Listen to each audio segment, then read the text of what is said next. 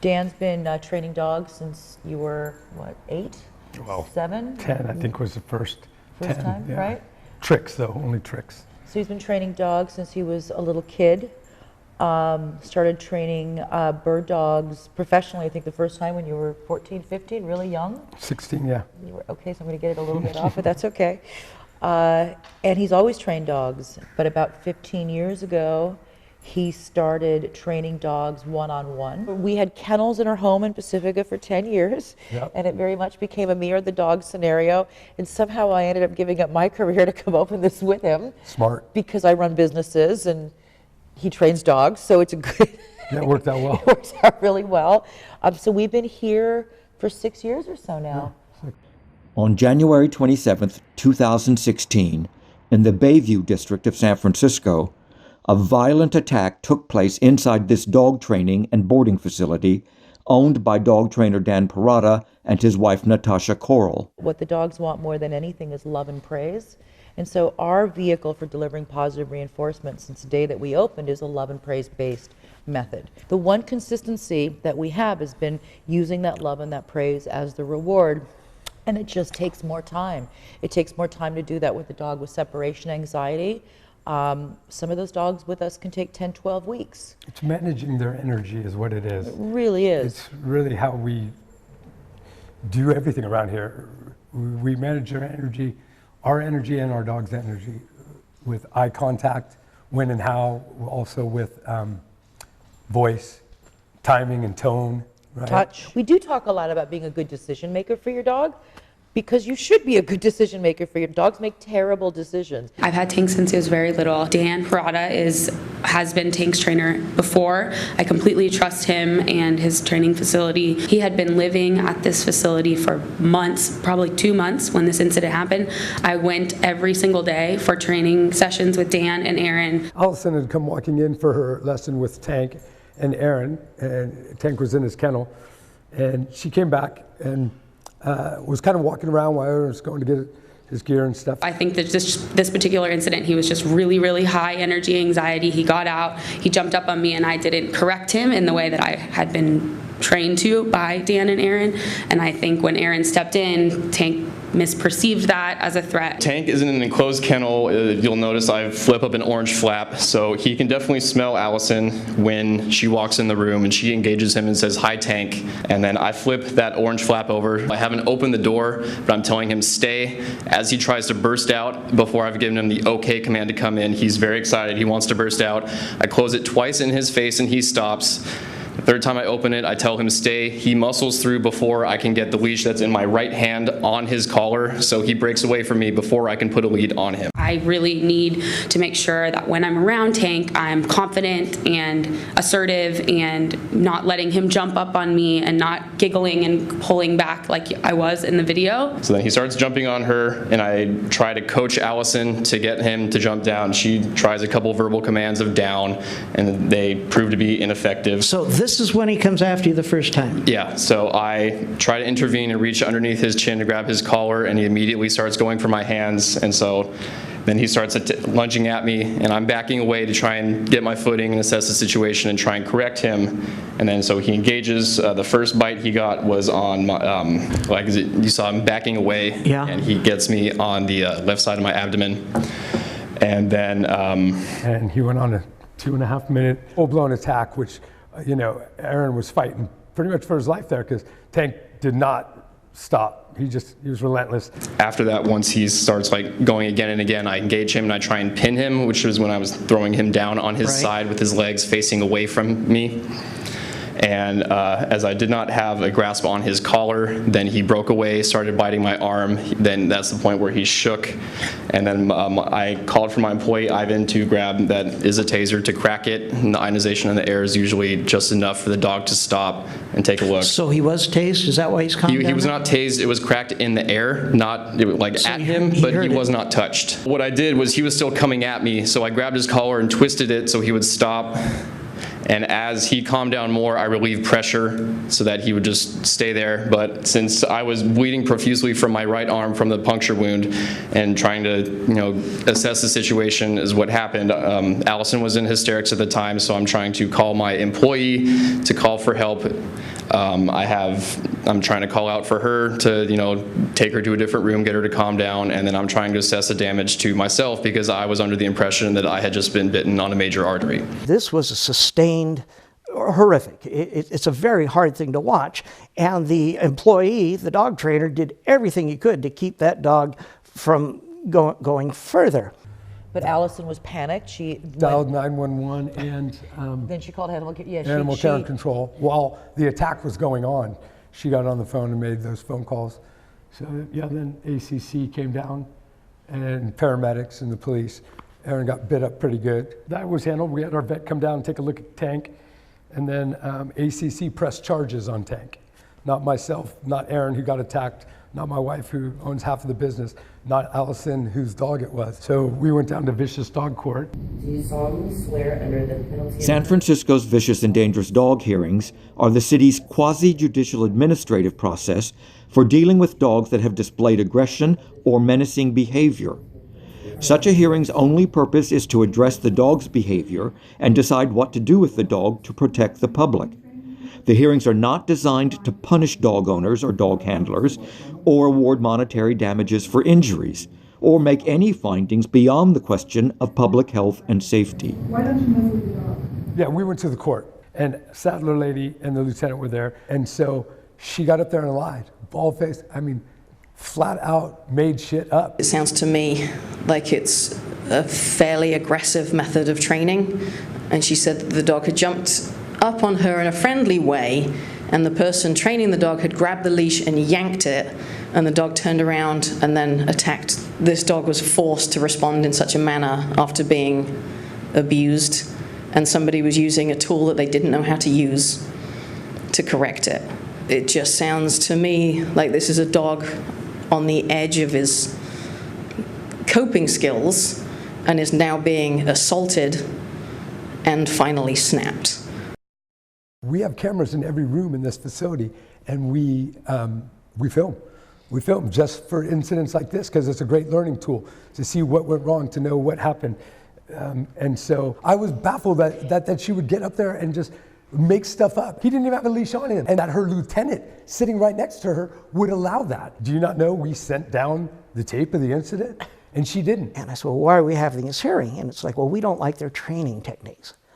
And we think that they border on cruelty. They had a video of the attack. And I asked him to show me the video of the attack. Okay, well, before we do that, thought just occurred to me, and Sergeant, I'm still going to ask you a question. You can answer from there. Animal Care and Control is requesting the hearing to determine whether or not Tank is a vicious and dangerous dog. Your contention is that Tank was provoked into his reaction that started the bite. Your reason for requesting the hearing, then, is to clear Tank? Do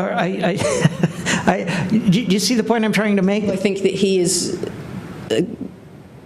possibly trouble, but I also think that this event was provoked. So, not to put words in your mouth, what your wishes are is that perhaps Tank not be put through this type of training again in order to provoke a violent reaction. Right. Is that? Yes. The purpose of this hearing is to determine whether Tank is a vicious and dangerous dog. So that's going to be the focus. I'm not going to get into the training methods or how things were handled. I'm just trying to figure out, what do we do with Tank? And so after the video, my jaw is hanging down. I look over at Animal Care. Yes, there was a sergeant and the new lieutenant that we spoke about earlier that says, you're telling me that dog's not vicious and dangerous? My concern, I know you don't want to talk about the training stuff, is that with this kind of training, this is not going to resolve. and he's going to keep being forced into feeling terror and reacting to that. So your initial statement was that you felt the Tank was provoked to this behavior. Do you still believe that after seeing the video? Yes. The implication is I should just ignore that. That dog's going to get sent home, and we're going to cross our fingers that nothing bad is going to happen. And I said no. And apparently the trainer had 21 stitches put in his arm. All right. After the hearing, when we were outside, Dan walked up to Sadler and said, "Come see my facility. Come see what we do." I go, "You've never seen me train. You've never seen me interact with the dog. Why don't you come watch?" I gave her the gate code. Said, "Come in anytime. Don't call. Just walk in the back door. Stand around. Watch what we do all day. More than welcome. Any day." She said, "Well, I think you're heavy-handed." I go, "Well, you wouldn't know that because you've never seen me train." I go, "So why don't you come down?" She goes, "Well, I'd have to ask my captain." I go, "So well, isn't your job to protect animals from people that are heavy-handed?" She's like, "Yeah." I go, "So you have to ask your captain to do your job? That doesn't make sense to me. So don't tell me that you're here to protect the dog from heavy-handed people, call me heavy-handed, and never come down to see if I'm heavy-handed or not." Animal Care and Control handles cruelty complaints. Why are we here? Why did you drag everybody involved, the owners of the competitor to Pet Camp, the dog trainer, and the dog owner?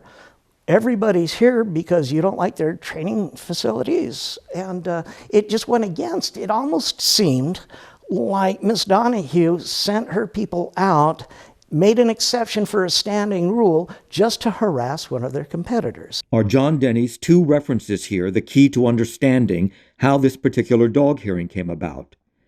Undeniably, the circumstances were unusual, even if the outcome was straightforward enough. Hearing Officer Denny found the dog Tank vicious and dangerous, but allowed the owner to retain ownership of the dog on the basis of her voluntary commitment to continue with Dan Perata's training and keep Tank leashed and muzzled at all times in public, an arrangement facilitated by the owner's relocation to a house with an enclosed yard. Please raise your right hand. That does not, however, answer the question as to why Animal Care and Control called for the hearing in the first place. Why would ACC, which is almost never the complainant in a case, take that very unusual step in this case, only to voice criticisms of Dan Perata training for practices ACC said were abusive, when in fact ACC refused to actually investigate that alleged abuse, despite their statutory obligation to do so? In the search for an explanation, let's start here. So after much consideration and Virginia Donohue is the head of San Francisco Animal Care and Control, its executive director. Appointed in March 2015 by, and answerable only to, the unelected city administrator, Naomi Kelly, arguably the most powerful and autonomous office in all of San Francisco government. Having worked for years in the Public Relations Division of the United States Environmental Protection Agency, Ms. Donohue left the EPA in May 1997 to open a new business with her husband, an animal care and boarding facility that also offers dog training, Pet Camp, in the Bayview district of San Francisco, just blocks from at least one competitor, Dan Perata Training. She was owner of Pet Camp at the time of her appointment to head ACC and continues to be an owner, as proudly identified on Pet Camp's website. I'm a pretty good business owner. This is not the first company I've run. He's an amazing dog trainer. I don't know if even combined our experience is enough to run an organization like the ACC. That takes some pretty intense background in police investigations. It's a lot more than running a regular type of a business. So just because they run a dog kennel. Well, that's one reason why she shouldn't be running that. Well, because she of course, runs a dog but what kennel. I'm saying is I don't see how that experience Qualifies on you. its own shouldn't be enough of a qualification to run a city agency. First thing she did as director of Animal Care and Control was tell the police chief, Greg Sir, that she also ran a boarding and training facility in San Francisco, and that Chief Sir had just gotten a puppy and that she'd be happy to board the dog when he went on vacations or train the dog or something like that. The second thing she told me was, oh, by the way, I'm boarding the chief's dog. I'm taking care of the chief's puppy. Now, you read between the lines on something like that, You're basically being informed that I have the backing of the chief of police because I'm doing a big fat favor for him. The department would like Gia to be declared vicious and dangerous. The flagrant conflict of interest posed by putting someone who runs her own private, for-profit pet business, someone who had no background in law enforcement, in charge of the law enforcement agency responsible for animal control in the city, as well as for regulating businesses like Pet Camp, appears to have scarcely registered with city officials. They had Miss Donohue fill out the proper state form identifying her personal income. The city attorney's office declared the issue a matter of no concern, and everybody has been expected to just move on, as though simply identifying the conflict of interest remedied it. So what do you Says it do all. when one of your clients ends up being a complainant, right? I mean, there's... You don't field it. Are you kidding me? Well, the problem is the chief, everybody knows on the police command staff that the chief is friendly with Miss Donohue because they're like that. So how many other people are taking advantage? I don't know if the chief got a special rate. Nobody wants to look into that. But the problem with that is the entire command staff knows now that, oh, whatever Miss Donohue wants, she gets because she's taking care of the chief's puppy. So hands off. If Miss Donohue doesn't want to do this, or she does want to do that, or if she wants somebody transferred as and she's throwing her weight around everybody, nobody wants to get the chief mad at him.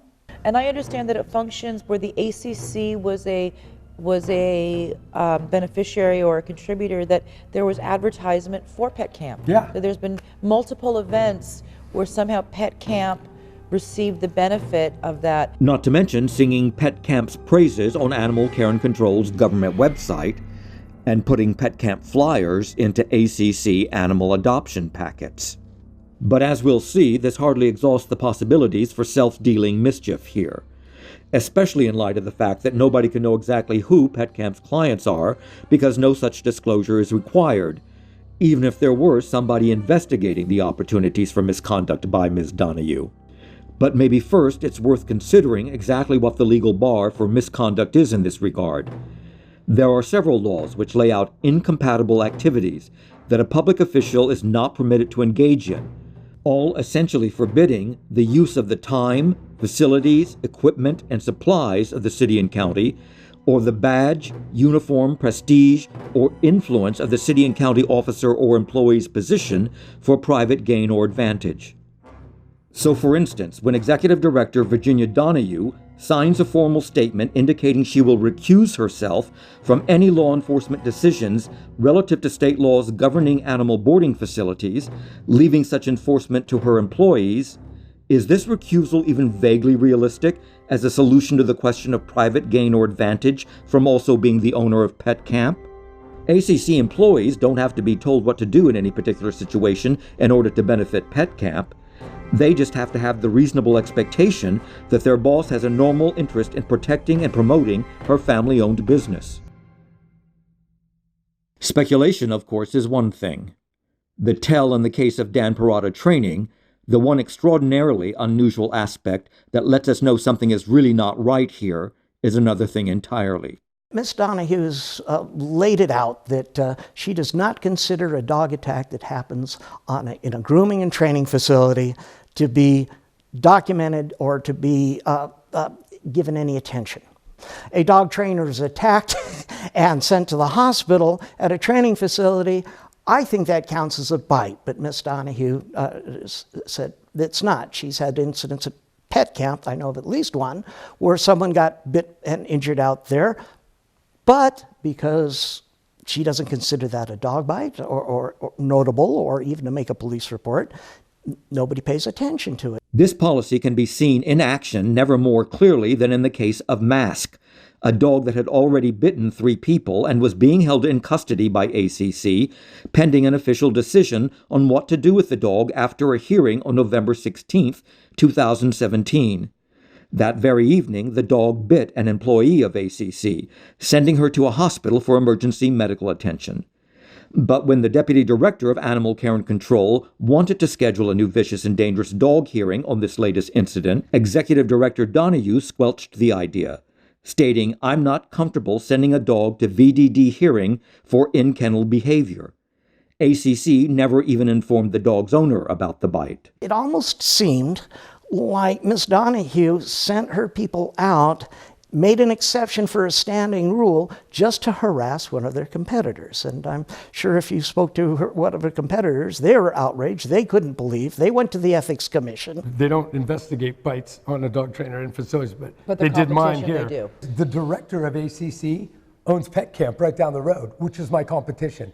That's a full-on conflict of interest. It's also against the ethics code of the city. Yeah, but they don't stop that. I didn't know that at the time. It was weird for me because it was the first time I really had interaction with ACC. Other than the rumors that we were already hearing about them bad-mouthing us. Right. We had known we knew they were that fucking smart. that was going on for a while.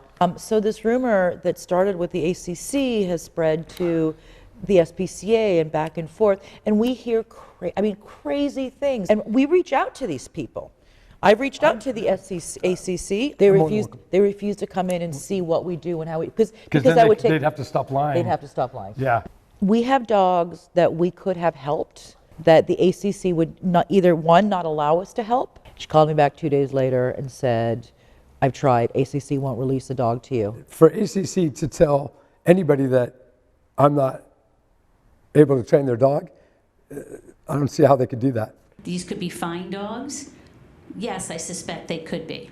Nobody with the city seems to have ever bothered looking into the process, or lack of process, that led to the blackballing of Dan Perata training. And there have been plenty of other curious matters worth looking into as well. Despite Executive Director Donohue's official pledge that Pet Camp does not have any contracts with or accept any payment from Animal Care and Control, the records show that there has certainly been some kind of agreement between the two entities concerning what would be legally termed consideration. Pet Camp ran an account for ACC in a dollar amount that could be redeemed by ACC in services, a fund that totaled over $5,000 at one point. But ACC claims to have no records of either how money got credited to that account or when and how it was redeemed, beyond a few emails detailing how $1,000 was credited to the account in exchange for ACC employees driving traffic to Pet Camp's social media web pages by posting photos of animals there. Since ACC claims to have no other records, it's impossible to know if this account is what's being referred to in one of ACC's records proposing the temporary boarding of a dog by diverting the Pet Camp stipend. Similarly, Pet Camp was giving dog toys to ACC in exchange for ACC's drumming up likes on Pet Camp's Facebook page.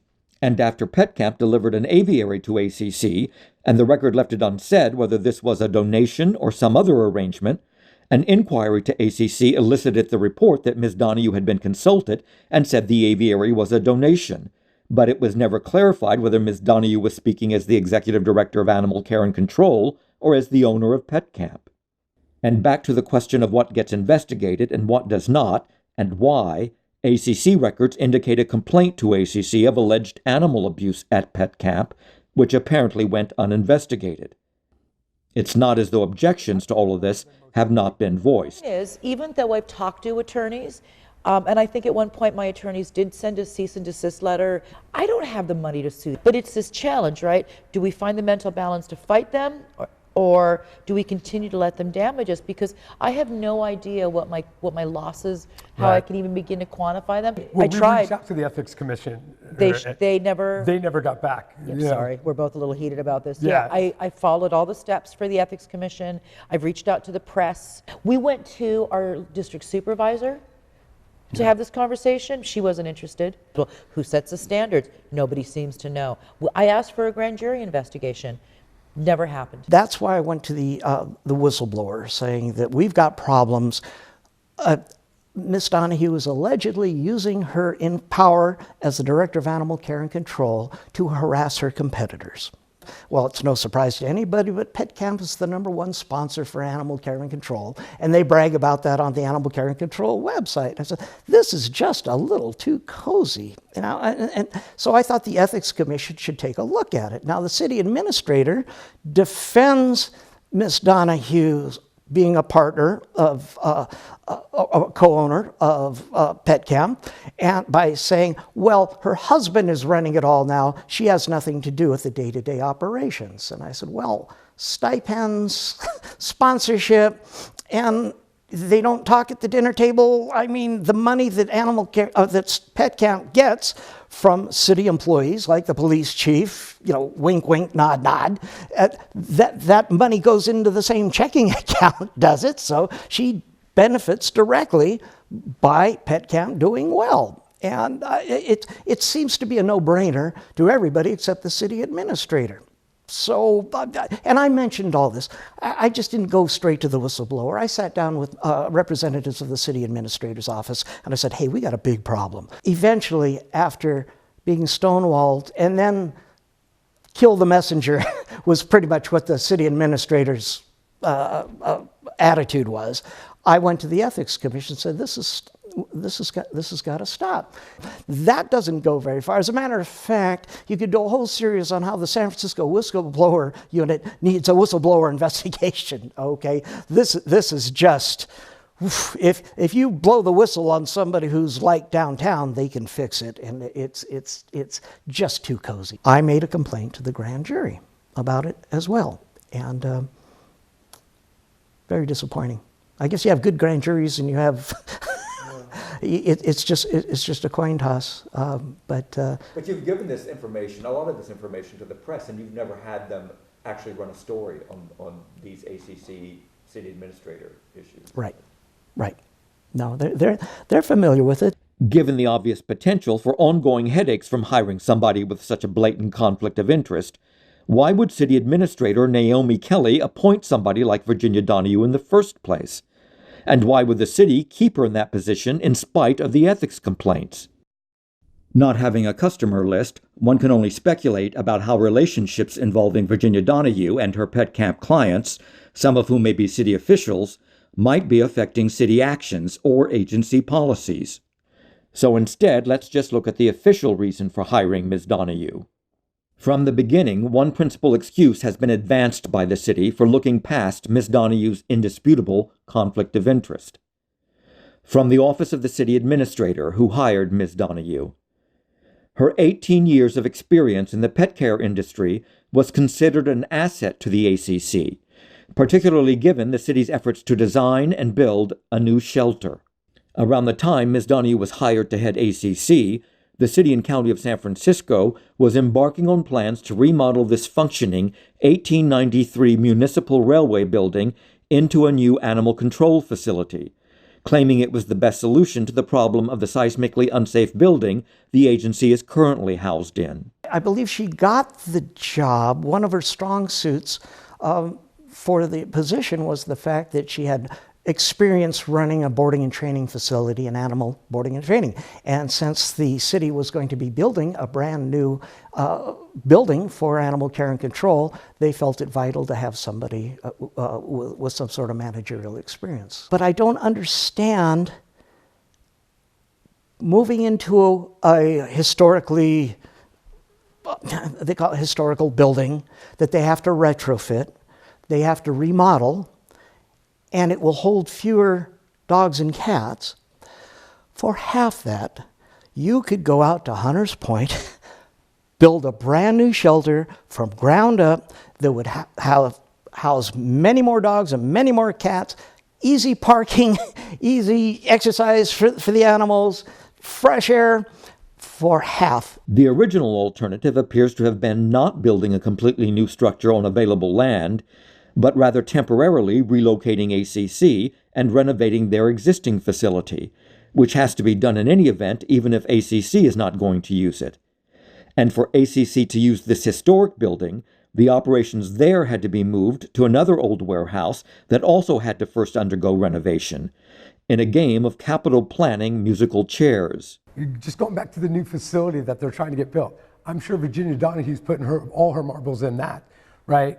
But the amount of money San Francisco is going to pay to have that place built, and the good that can be done in this city alone just I know. for what they're building that building out of. That's already going over budget. I understand It's ridiculous. that at And she's going to functions- run it into the ground. There's $100 million San Francisco could put in, and it sure shit shouldn't be a dog facility that they can't even run the crappy one they got now. It certainly looks like city officials who were eager to get a controversial project off the ground couldn't be bothered hiring someone to head animal care and control with law enforcement or public safety experience. So how has that project been coming along? Well, in 2015, when Ms. Donohue was hired, the cost of the renovation was projected to be $26.5 million. By January of 2016, it had doubled to $54 million, when the city had to drop the idea of funding it by way of a bond measure on the ballot because polling showed voters would not approve it. So then the city came up with a way around voter disapproval. Instead, the city would issue certificates of participation, a scheme which involved selling to investors an interest in city properties, for a total of $60 million in this case, which would be paid back to those investors with interest in the form of rent from the city for leasing back that city property. The scheme avoids voters because it doesn't look like debt on paper, though it was estimated that it would eventually cost the city around $110 million with all the interest. Then, in early 2018, it was announced that the cost had soared by another $21 million, not counting the financing and interest. It wasn't clear exactly where the extra money would be coming from. And by November 2018, with the beginning of actual construction now delayed until April 2019, the San Francisco Department of Public Works declined to put any price tag at all on the whole thing because they were at a sensitive stage in the bidding process. The same project manager had made a point of explaining months earlier that the new animal shelter just completed in Orange County on 10 acres had only cost $35 million, less than half what San Francisco's new shelter is costing, and in line with John Denny's figure. As one Public Works email put it, we still have quite a bit of work to do to rein in this budget and our client. And make no mistake about it, the immediate client here, or owner's representative, as the city's construction contract puts it, is Virginia Donohue, as countless emails make plain. Flouting the project manager's desperate plea that Ms. Donohue work to reduce the scope and cost of construction, she instead insisted on an expensive, high-tech alternative to mops, as well as the subcontracting of an out-of-state kennel manufacturer, at the same time that that company was installing kennels at Pet Camp, but whose failure to provide domestic partner benefits required a special waiver from the city. Naturally, at this February 21, 2019 public presentation on the project, Ms. Donohue didn't breathe a word about any of that or the overall cost and funding issues. She is not the only city official to lapse into silence on the subject. The actual entity that on behalf of the City and County of San Francisco entered into the Memorandum of Understanding with the Department of Public Works to build the new shelter is the City Administrator's Office. And yet in January 2019, that office insisted, in response to a public records request, that it possessed no records specific to the new animal shelter project. This was, of course, a lie. Emails from the Controller's Office and the Department of Public Works reflect not only the involvement of the City Administrator's Office, but its role as the ultimate authority on the finances of the project. How can the duplicity of one of the most powerful offices in the city not reek of boondoggle? Turning Ms. Donohue's calling card into a dead letter and rendering the city government's ongoing trust in her a betrayal of the people. You're untrustworthy now. Now I don't trust ACC as far as I can throw them. And that's a big problem, because it all comes down to our trust. Trust that representatives of the people are making decisions based solely on what serves the public, on what's good for the city as a whole, not on personal considerations. And when city officials in fact show contempt for the importance of trust by ignoring a shameless conflict of interest and all the opportunity for self-dealing, they have rejected simple fairness. They have squandered the only reason for citizens to respect their authority in the first place. And making trust impossible leaves only the rot of distrust to eat away at whatever it is that still holds us together. And at the end of the day, the city's thinking, why are we why are we wrestling in the mud with this when we can just stiff arm these guys, hold them at arm's length and ignore them, and it'll go away. And we've got the juice, we've got the people in all the right places. Okay, it's with that old expression, you can't fight City Hall. Well, this is the City Hall they were talking about.